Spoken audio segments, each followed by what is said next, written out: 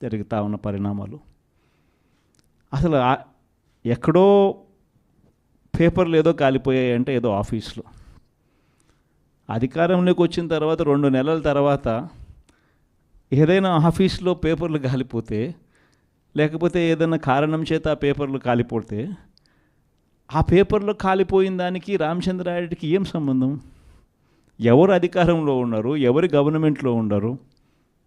అందులో ఒక చోట పేపర్లు కాలిపోతే కింద ఆఫీసులలో పేపర్లు దొరుకుతాయి, పైన కలెక్టర్ల ఆఫీసులలోనూ పేపర్లు దొరుకుతాయి, ఆర్డీఓ ఆఫీసులలో పేపర్లు కాలిపోతే ఎంఆర్ఓ ఆఫీసులలో పేపర్లు దొరుకుతాయి, ఎంఆర్ఓ ఆఫీస్లో దొరుకుతాయి, పైన కలెక్టర్ల ఆఫీస్లో దొరుకుతాయి, పైన దాంతకన్నా పైన హెచ్ఓడి ఆఫీసులలో కూడా దొరుకుతాయి. ప్రతిదీ కూడా డిజిటైజ్డ్ అయిపోయిన పరిస్థితులు కనిపిస్తూ ఉన్నప్పుడు హార్డ్ డిస్క్లు లేవా, సర్వర్లలో ఉండవా? వీళ్ళే ఏదో చేస్తారు, దొంగ కేసు మళ్ళీ వాళ్ళ మీద పెడతారు, పెట్టి మన వాళ్ళకి అంటించే కార్యక్రమం చేస్తూ ఉన్నారు.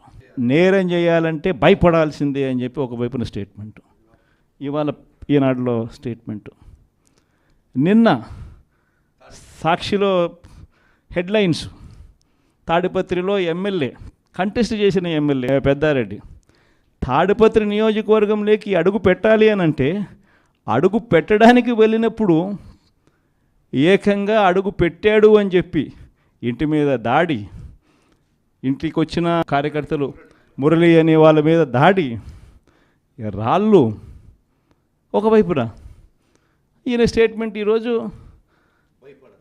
నేరం చేయాలంటే భయపడాల. మరి ఒకవైపున కాంట్రడిక్షను, ఒకవైపున భయాందోళన ఆయన క్రియేట్ చేస్తూ ఉన్నాడు, మరోవైపున స్టేట్మెంట్లు ఆపోజిట్గా ప్రజలను మభ్యపెట్టే స్టేట్మెంట్ను మళ్ళీ ఈనాడు క్యారీ చేస్తుంది. అంటే పద్ధతి ప్రకారం భయాందోళన క్రియేట్ చేయడం, పద్ధతి ప్రకారం ఈనాడు, ఆంధ్రజ్యోతి, టీవీ5, చంద్రబాబు నాయుడు వీళ్ళంతా కలిసి మళ్ళీ ఏమి జరగనట్టుగా మళ్ళీ వీళ్ళు రివర్స్ కథనాలు మళ్ళీ రాయించడం, ఇవి జరుగుతూ ఉన్నాయి. ఇలాంటి పరిస్థితుల్లో నిజంగా